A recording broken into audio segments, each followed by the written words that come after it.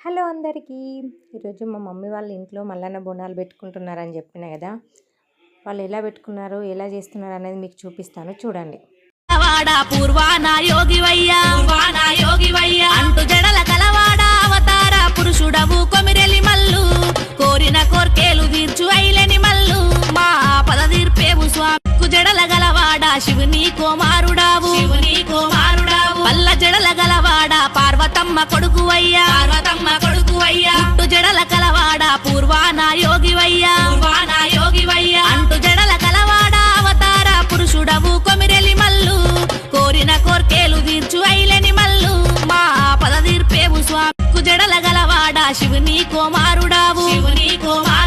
పల్ల జడల గలవాడ Parvathamma కొడుకువయ్యా